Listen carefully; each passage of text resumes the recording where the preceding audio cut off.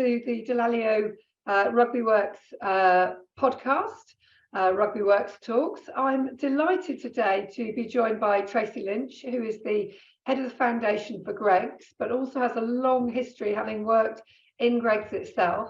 And whilst we're here, as always, to talk about anything and everything, the kind of one of the core themes that runs through our podcast is inclusion and opportunity.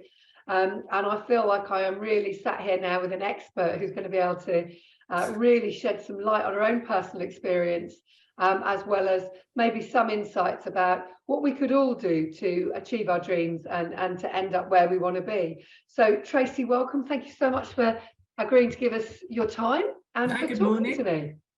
I've got to start where you started, because I believe that many years ago you started on the shop floor of a Greggs selling a sausage roll. So I am originally a 16-hour shop girl with Greggs. I actually ended up there because I had been running a pub. I was a licensee at the age of 21, but I'd done it with a partner, and we decided to split up and I needed a job. So I went and got a job. It was a 16-hour shop job. By the end of the week, I think I was the assistant manager. By the end of the month, I was the shop manager. And within about 18 months, I'd become an area manager. So I think at that point, I thought, I might stop with this company. Wow. And I'm really interested, one of our former participants on the Dallaglio RugbyWorks programme in the Northeast works for Greggs. She's on the shop floor with you. So a shout out to Lexi here. Hello, Lexi. Hi, Lexi. What is it that in you that got you, so quickly into managerial positions in Greggs? How much of that was Greggs and how much of that was you? That's a good question. I guess a bit of a mix. I'd been managing because I'd been managing a pub. So I'd got a job because I needed to earn money. They were looking for an assistant manager. I just happened to be in the right place. I've got managerial experience. So I guess there's a combination of two things there. I got a job because I needed a job. I didn't look for the perfect job for me. I needed to get to work, and then an opportunity arose. Once I started on that path, I think there is a set of values, there's an ethos within Greggs. If you get it, you get it. And I did. And so opportunities came my way. They probably came my way as well because I raised my hand a few times, though I could help, a bit of an interfering sort. So I got recognised. So I suppose it was a combination of the two. Absolutely fantastic. And you stayed. Why? Was it because promotions kept coming up, opportunities? Was it because you loved the company? Was it because why? Yeah, it's an interesting one, because when I'd looked at your questions before, I thought, it's, I'm 27, 28 years next year with Greggs. And it has had its ups and downs, really, that, because I got to an area manager quite quickly. And then I was an area manager for 10 years. Now, in that time, I got married and had 2 children, and it kind of worked. Because I could come in and out, I could have a day off in the week to, reduce my childcare costs and work on a Saturday when my husband was off. So there was reasons that I stayed in that role for 10 years. But equally, I would say 7 to 8 years into it, there wasn't enough challenge in the role for me. And I did start to look for other opportunities in the business. And I didn't really seem to get anything. I wasn't getting past. I was a retailer. So there are times when it is difficult. It wasn't all as easy as it's all. But then I had a really good opportunity in 2015. So I had moved role then, but mainly because the company had restructured and I'd ended up in a slightly different role. And we had the chief executive of the time come out to talk to the senior management about taking a role as a business connector with business in the community. Now, he wasn't really aiming it at the grade that I was. He was talking to the others. I just happened to be in the room. After he left the room, a couple of the other senior managers said, "Oh God, Tracy, that's got your name all over it." I said, "Well, he's not really looking for my grade." But I spoke to my boss and he said, well, send him an email to see. The worst that can happen is he'll say, no, we're looking for more senior people. Anyway, I didn't get that response. I got, great, wonderful to have you. Let's link you up with business in the community. And I got a 12-month secondment out of the business, and that was the life changer for me.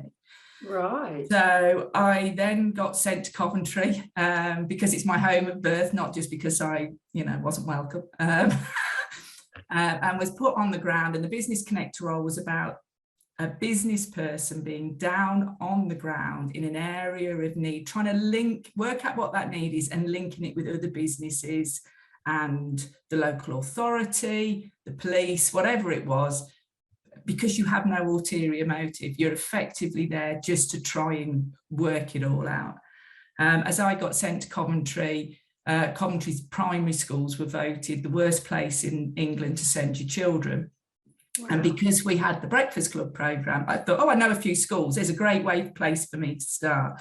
And so that was effectively what I spent my 12 months, although I did work with all sorts of other different local community groups. And the area where I was working was very multiracial and had lots of issues because of that.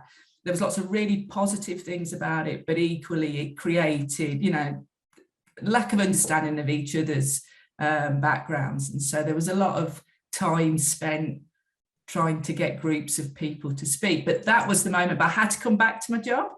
And so after 12 months, I came back as a retail support manager and I hated it.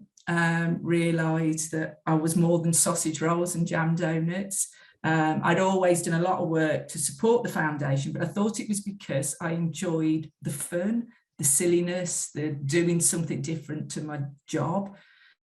What I realised in that 12 months was I had a social conscience, and it's pitiful to say that at 40 something, that hit me like a ton of bricks, and thought, actually, I need to do more here than I'm doing. Went back to my job, kept going to meetings within Greggs, and people would be talking about, the salt level in sausage rolls, but I'd be like, well, what about those that can't afford a sausage roll? And I think I got on everybody's nerves, but I guess if there's a lesson to be learned, is that after a couple of years, somebody came and tapped me on the shoulder and said, would you be interested in heading up this role? Because they were aware of me. So I think although you can be a nuisance, sometimes you can be an irritation. That's not a bad thing. Absolutely. And before we come completely onto the foundation and your current role, when you went off to business in the community, it sounds like if you did have a job description, it was very vague. It was a real opportunity just to create your own canvas, do what you believed in, fulfill a passion. I mean, was that it? Did you really create the role yourself, get to do what you thought was important? It was, and again, I think that's partly why it was probably life-changing for me, Zenna, because up until then, although I'd been in managerial roles, I'd been in roles where I was managing somebody else's strategy or, it's just delivering it on an instruction. When I got into this role, into the business connector role, sorry, there's something buzzing by me here. When I got into the business connector role, you were, and certainly at that point, because I was the second cohort they ran it for a few years, this program, and it wasn't overly structured. You were hit the ground. They would link you up to a few people, but then find out the need, and you had to create that yourself. So you could quite easily get lost. And probably for the first 2 or 3 months, I went to every meeting that I could possibly be invited to or invited myself to. Didn't really know where I was going with it.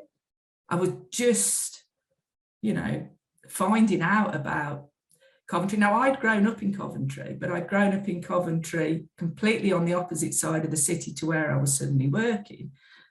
Suddenly thought, God only knows this is all going on in Coventry.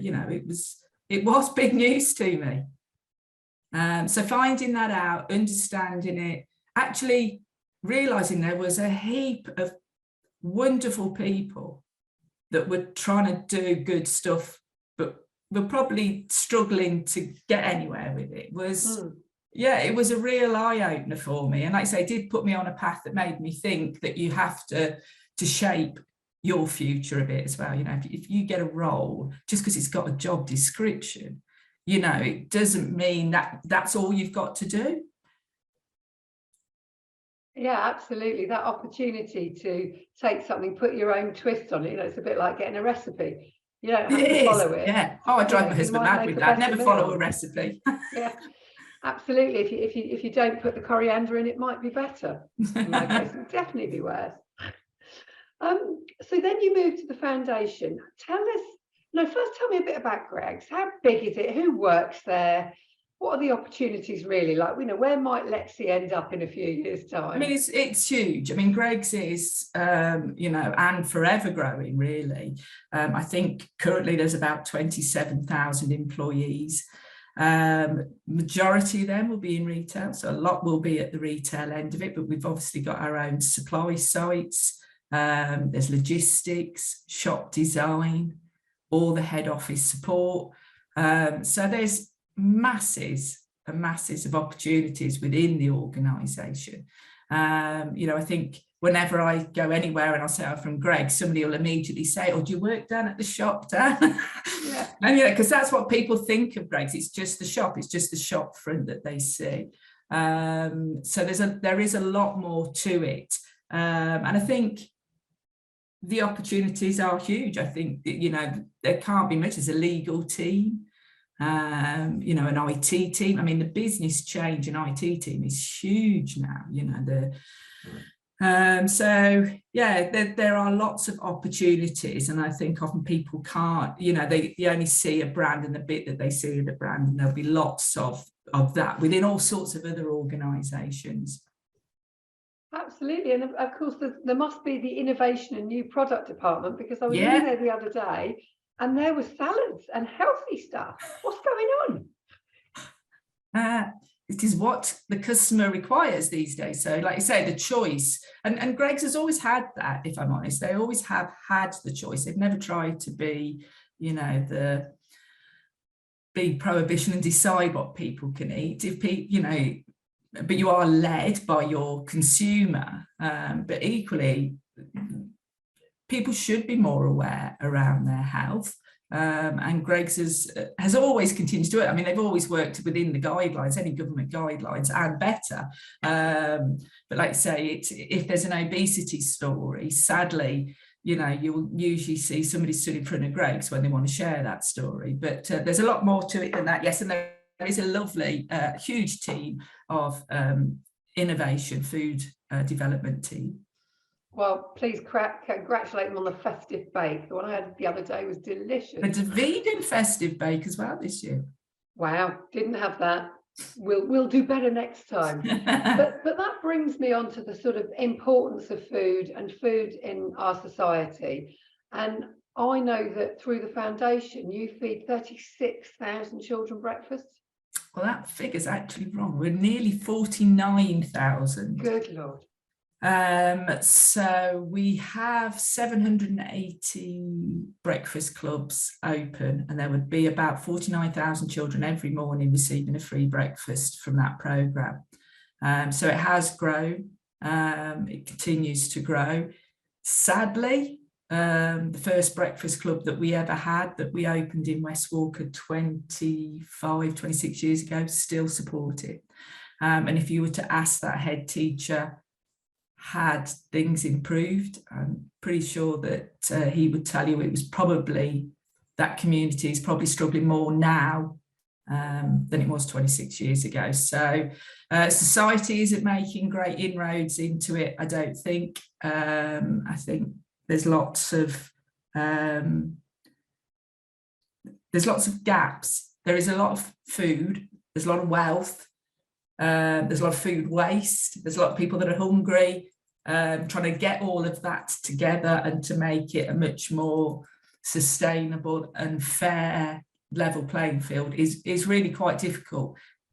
There's lots of people want to do that, but it is quite difficult.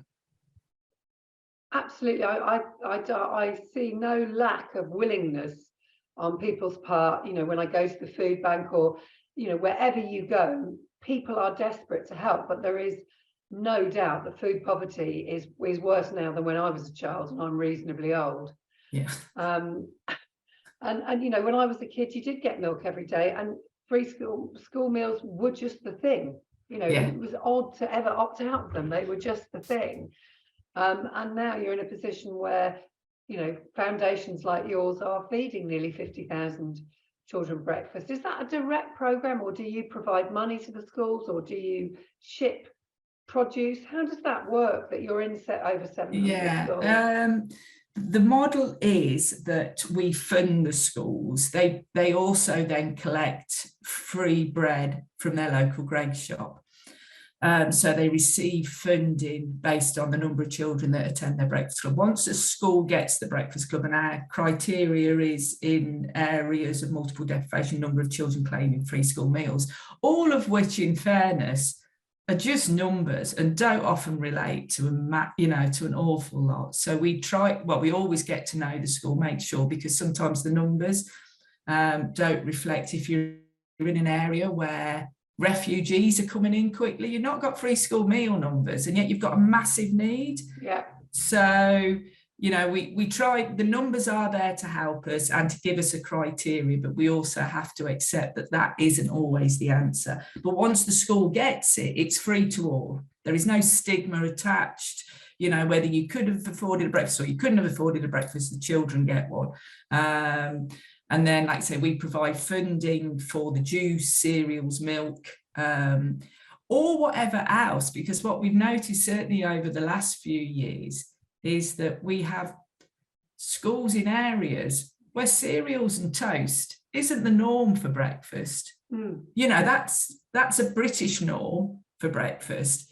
And if they haven't, you know, their school is predominantly, you know, Asian, African, they have a completely different view of what they should be having for breakfast, and actually giving the school the autonomy to be able to do something with that for the children and give the children what they might feel more comfortable with is far better than us just giving them toast, although there's nothing wrong with a slice of toast in the morning. What was my breakfast this morning? Mine too. Yes.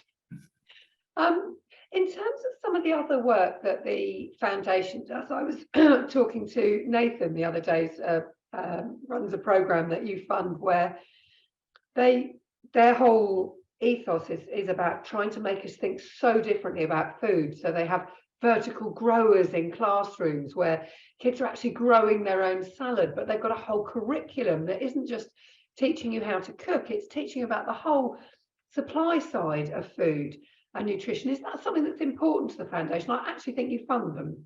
We do. We fund a great educational program called Agents of Change, which is exactly that. It's about young people thinking about what they eat and really about how they go about their lifestyles and what little changes they can do that would make a big difference to the planet. Our foundation was started by Ian Gregg, and Ian was an environmentalist. He when he started the foundation, he always thought it would be an environmental foundation, as it was, because of the areas that Greggs have always traded in, or historically always traded in. There was always a need in those communities to support a little more, and so in actual fact, that was the way that the foundation sort of developed and evolved over the years. That a lot of our work is based around supporting the communities, you know, building their capacity up, and trying to address some of those issues, that poverty and, you know, the inequality that comes from that out, and making sure there's a bit of a level playing field for everybody. But we still have this environmental sort of core within us.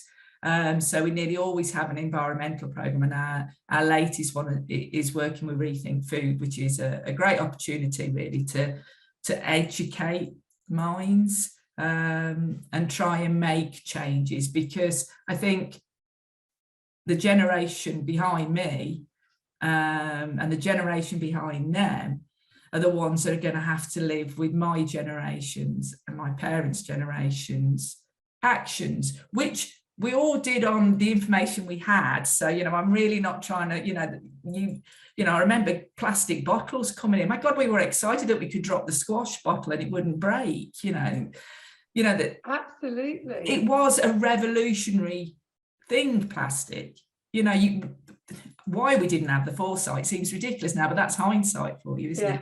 But I do think those generations, and I do think the generation directly behind me, my children, in their 20s, think much more about the world and the place that they live.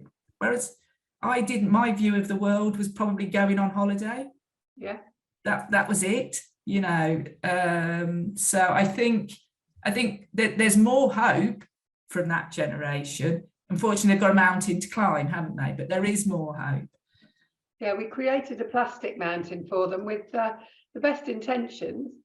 I mean, but certainly, when I grew up, the milk was delivered. You went up to the butcher's with your own bag. You picked up the meat or whatever you were having. You certainly didn't have a banana in a plastic cover because, funnily enough, bananas have their own protective code.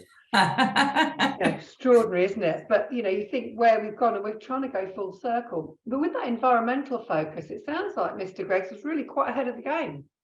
Oh, he was. Absolutely was, and he's still in touch with us, still supports us. He was well ahead of the game. People will talk about Cadbury's and Bourneville, and there's been great philanthropic people. Ian Gregg is absolutely up there. As he took on, Gregg's originally started in the Northeast and then grew, picking up other bakery organisations, generally when they were struggling. But he never went round really making mass redundancies. We sort of grew into this big, huge it's quite a dysfunctional family. We are a much better centralised business now, if I'm honest. But, it was 11 different businesses all kind of working together.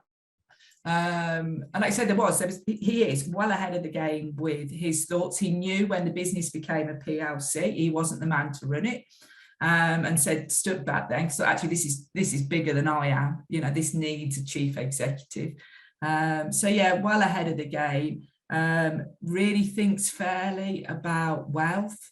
Has a huge view on how much money can you earn and spend in a lifetime. And I think there's lots. I read something. I was reading something the other week about it was seen as great, when the wealthy built libraries and museums years ago. What did the wealth? Where is that wealth going now? Is it going to space? Yeah, and you think actually there is a huge difference. And that wealth is, it's unspendable, isn't it? It's huge. And there's such a small amount, but it's taken such a massive amount away from, the rest of us, I guess. And I don't want the wealth. I am happy with what I earn and what I get on with. But equally, I think it's disproportionate. Society has become very disproportionate, really. Absolutely. The difference between a CEO's wage and the worker's wage in any corporate company is now so vast.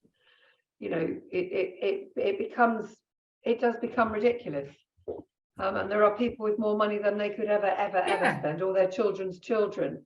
And so it's quite refreshing to hear of somebody thinking about wealth in a different way. And I was at an event the other day with somebody whose ambition is that they will give their wealth away before they die. And they provide boxes for children to go to sporting events and things that children who are ill children is their particular passion. And it's just lovely to hear that, because you don't.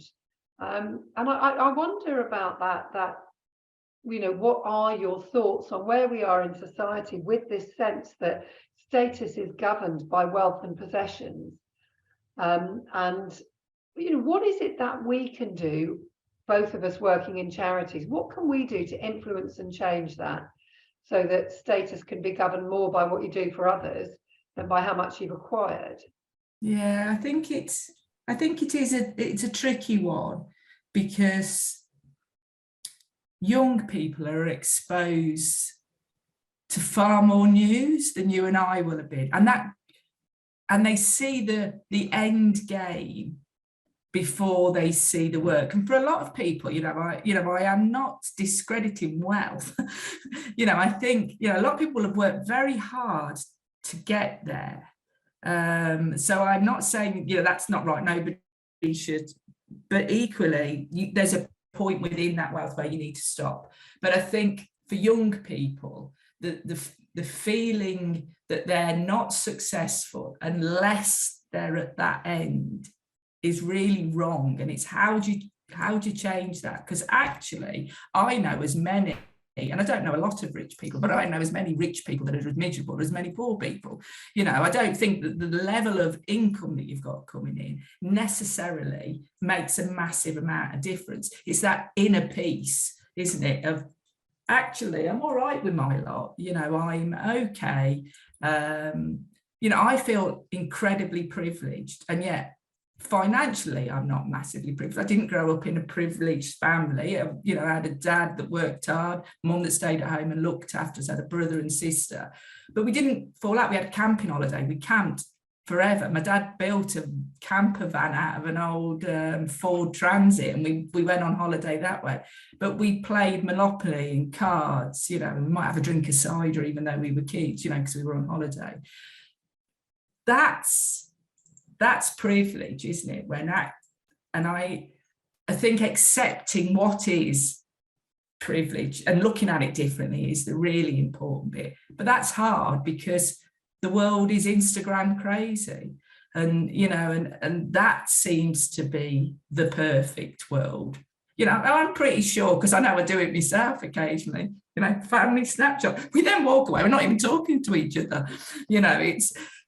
We all get a perception of that seems better, and actually it isn't. So, and I'm not sure how charities or how you do that. I just think, just keep telling people that that's bullshit. This is what's happening really around you, and actually just take it in, and hope that there might be something you want to do better, or you may never want to do anything better. What you're doing now maybe just bob on for you, but, contribute to society, take a little bit back, I think is this faraway dream. Too many blooming, quick win television programs, isn't there? That, and actually you need to be beautiful to get on them anyway, and then we all end up looking the same. It's a slippery slope, isn't it?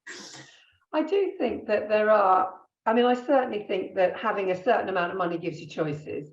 And when you don't have that money and your choices are horrible, do I put the heating on? Do I feed my kids? Yeah. So I certainly think the more money you have, potentially, the more choices you have.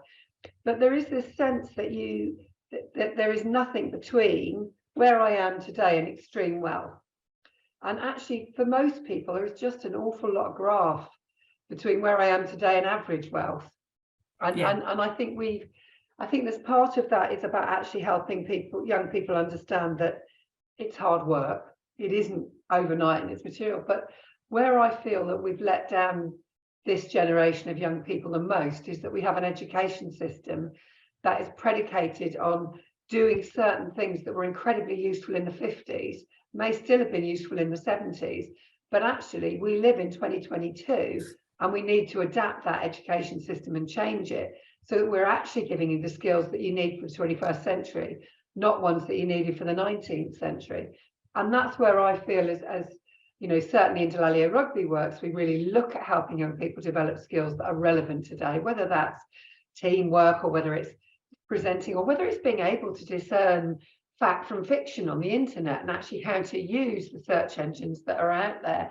But actually digital skills, digital literacy, things that are relevant now. Whereas I'm not sure that the very linear curriculum we have now is serving any of our young people. No. And I think, you are led to believe within the education system that you are successful if you make it to university. That is not the case, and in actual fact, we've probably got, heaps of university students, working in McDonald's and in Greggs, you know, because they'll have gone through uni, they'll have acquired a huge amount of debt, and probably haven't known what to do with that, because the driver was only ever to get to uni. That was it. Now it's a great life experience. I didn't go to university. I'm not knocking it, with my girls have gone. I think there's a great life but there are other ways of having life experience. You know, it doesn't need to be through university. And I think the education system is still set that way, but doesn't know what to do, exactly as you say, with what's actually required out there. And there will always be this huge amount. You know, we all want hospitality. We all want to go to the pub. We all want to go for something to eat. You know, that requires people to work in that. And that's not a failed job. That's that can be a really fulfilling job. You know, when I ran a pub, it was lovely because it was my life and my, you know, community. You were really part of something, the people you work with. There's nothing wrong with it. I thoroughly enjoyed my time doing it. You know, I think we, you know, as a bit of a society, tend to sniff at anything that hasn't made that hasn't required a degree, and that is completely wrong. You know, we all need somebody to drive the bus. We all need somebody to drive the Greggs van. We all need somebody to serve me in Greggs. We all need that. So actually accept that is a good job. Once you're in there, you might well move through those ranks. You might well become something else. Good for you, you know, because there are other roles that need other people. But I guess it's this, don't try and get to the end game before you've worked out, you know, what you can do, where are your skills. I didn't know when I went to school. I then went on to college to study catering because I always loved food. And that was about the end of my, I didn't know really what I wanted to do or what I wanted to be. And actually I did go on, train to be a chef, then went on and trained to be a patissiere. But actually what I found, what I was really good at was people. Now, nobody ever said to me when I was going to school, what you'll be good with, Tracy, you're good with people. You know, nobody said, you know, I genuinely think I could manage a football team or a charity or a group of, you know, doctors. Because actually what I like is trying to understand people and what it is that makes them tick and what is the problem and how do we move on. That isn't a job, really. Well, it is, but it isn't something they talk to you about at school. No, and I think that there is a big emphasis on, you know, strategy and planning, and actually culture eats strategy for breakfast, and creating an environment that people want to be in, and putting the love back into whatever you're doing in the workplace actually gets things done, changes, you know, profit profiles, probably more so than the greatest plan. So actually your ability to work with people, understand them, enjoy them is absolutely vital. It is. I think most successful businesses are successful because the people that work for them want to be in that business and want that business to be successful. Yeah, and you know, your leader. So I wanted to just come on and have a little chat because you're now clearly a leader. You're a leader of a team. You're a leader, a thought leader in terms of what the Greggs Foundation does, and no doubt sort of leader in trying to sort of change policy beyond the foundation, and a people leader. What are your thoughts on leadership? If you were talking to, instead of me, a group of 16-year-olds, what does leadership mean to you? Good question again. I think leadership is taking responsibility, I think. So if you don't feel you can take responsibility, probably don't be a leader. So if you're going to blame somebody else if it goes wrong, then you're probably not ready to be a leader. Doesn't mean you can't at some other point. You're probably not ready for that. I think it is about that shared goals. You know, we're very much a we team rather than, you know, I do that. You know, we're getting somewhere. I think it's joyous. I love being in charge. And it's an odd thing, you know, people think you must be arrogant, but I couldn't help myself. If I was told tomorrow that I've got to, Tracy, your role's changed and you're going to be in charge of toilets. I'd find some joy in that. I'd think, the first thing I need to do is make sure, all the doors lock properly. The next thing, I would find something in that. I would find a way to lead a team to make sure they were the best toilets in the building. So I think it is about commitment and it's about responsibility. After that, it doesn't really matter what you're leading, you just let's get on with it. And like I said, the more people that you can onboard and understand how they feel and know what makes them tick, the better success you've got of it, really. Because I can lead myself, somewhere, and I'll be delighted with that. But actually, you're going to make a bigger impact if you've got a few more on board with you. So I think it is about just trying to make sure people know where their goals are, what bit of that, their bit of it they are contributing to, and then understanding people, because we are all very different. And that is absolutely fine. In fact, the more different you can be, as in a group, the more diverse you can act in it, the more successful I'm pretty sure you'll be. And what is it about diversity then that creates successful teams? I remember when you were talking about being in Coventry and having, people from very different backgrounds, different religions, different society expectations and experience, and the challenge of bringing them together. If you bring that into a team, what is it about diversity and difference that actually makes the team better? I think it's because you only know what you know. And I'm pretty sure that what I know is right until somebody tells me differently. And then I think, that is interesting. That all that can do is open your mind, because I'm pretty sure everybody else thinks their thoughts are right. Otherwise they wouldn't have been in your head, would they? You've generally come to that conclusion because of what you've experienced. But if you've only ever experienced, if all you're ever told is you're not going to become something, effectively that's what you think. I'm not going to become something because everybody keeps telling me that. But actually, if other people start telling you different things, if you start hearing about other people actually got their life was even worse than they got there, actually suddenly there is opportunity within it. I think listening to other people's views, as much as I like to talk, is really the best bit of my job, is thinking, wow, who knew?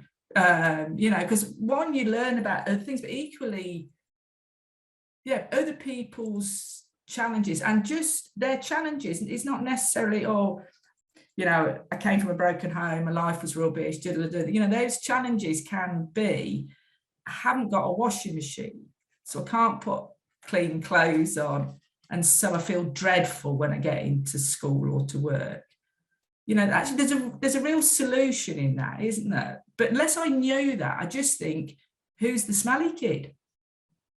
Isn't it? And that's cruel. It is cruel, but that is how you are. Now, once you understand that there's actually a reason that child is in that position, actually, well, maybe I can help you now. Maybe I can do something. And I think all of society requires that, because there's been too much Daily Mail reading, and we all just presume that people are like that because they've chosen. We've not understood. So I do think understanding, and I also think other people's just cultural differences are wow. It's not about, I've been on holiday and I'd stayed in a, all inclusive, and the waiters were lovely. I haven't experienced anything by doing that. It's actually understanding people's cultural differences. And as much as I may think that can't be right, they are their cultural stances, aren't they? And they will have come from somewhere. So just understanding them, don't necessarily always have to agree, but at least understanding people's differences. Absolutely. And I think you're right. Getting, a broad church of views helps you see things differently. And I think that one of the challenges we've got in business and in charities is creating environments where people who come from different backgrounds actually feel comfortable to be themselves in that workplace. and as leaders actually investing in making sure that it's okay to be you, whoever the you is, in this organisation. And when you're ready, because lots of us aren't ready straight away, to talk about the fact that you grew up in care or whatever it might be, actually we are going to be accepting of that, we're going to be supportive of that, and we're going to, where necessary, make reasonable adjustment for that. Yeah. And I think we've got into a habit of forgetting that quite often you might need to make reasonable adjustment because of somebody's background, whether it's a washing machine situation or you know, a myriad of other things, because you're partially sighted or whatever it is. To genuinely be inclusive, I think the other side of it is about making reasonable adjustment. Yeah. I think that's it. And you can only make them if you understand and if you're prepared to listen. I think there's a bit of a tick box society, isn't there, really, that, you know, inclusion means I've ticked the boxes, so now I know, you know, that's just the very first step. You know, once somebody's, then surely something needs to happen from that. Now it does require both parties taking part in that. I also think, you know, that, you know, I'm going to ask some questions so that I can understand better. If somebody's not prepared, then it's difficult to gripe, isn't it? That if they did say, so it does require some, but maybe, as you said, some people aren't quite ready for that, and that's fine as well. But to move forward, there will need to be a better understanding of. And I think having tick boxes is a great start, but it's not the solution. And I think if you're not careful, you end up boxing yourself. You know, this is me. You know, I ticked a box that says me. Well, actually, you know, I'm white British, but you know, I've got a foul mouth and I love to dance. You know, there's a lot more to me than, you know, that. So, you know, it's only a box I ticked, so you have to be careful with that bit, I think. Oh yes, I too have a foul mouth. just bringing it to a close, because I'm aware we're at time, and I haven't gone through everything I wanted to go through. So imagine we're back here in 5 years' time. What's going to be different for Tracy, and what's going to be different for the Greggs Foundation? What will have happened in the next 5 years?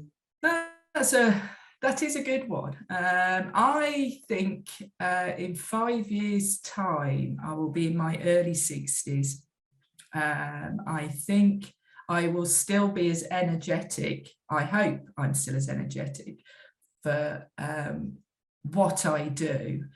I think the foundation will have moved on hugely.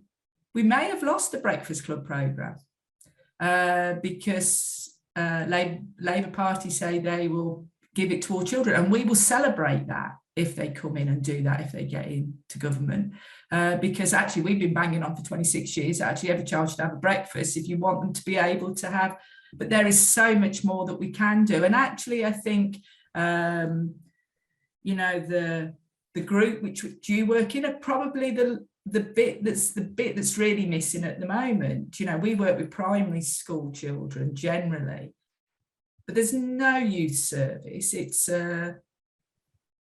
there's nothing much to move on. Yet we all love to moan about the kids hanging around the street, you know, and yet what are we doing? You know, where are we with that? So I think there is a whole heap of stuff in society that we will still be able to support. And I think what we've got as a foundation is a really lovely mix of the way our funding comes in. So we use Greggs, we have our own investment, we work with other businesses, that enables us to constantly be able to bring people along and say, can you help us support this? I hope we're still looking forward. I'm not I think the world was better years ago. Maybe it was, maybe it wasn't. I don't know. I think, you know, we should still keep going forward. I think there's lots of opportunities. As much as I've said, I think it's hard for youngsters of today. I think there's masses of opportunity for young people out there as well. Certainly women. You know, when I grew up, you know, my mum and dad never even had a career, you know, never even had a conversation about a career. Effectively, you know, try not and get pregnant before you're married, I think was probably the only conversation that was ever had in our house. Now, to be perfectly honest, I wouldn't even worry about that with my girls, you know, because I'm not quite so sure that either really made much difference. But there was never any driven, whereas I think there is. And then I was always battling being a working mum, even, you know, 25 years ago. You know, I always had to prove myself more than anybody else. And I do think women do, but I think that's better. You know, employment law is better for women, and we've got, you know, the same opportunities, better for men. Men can take time off and not be frowned on.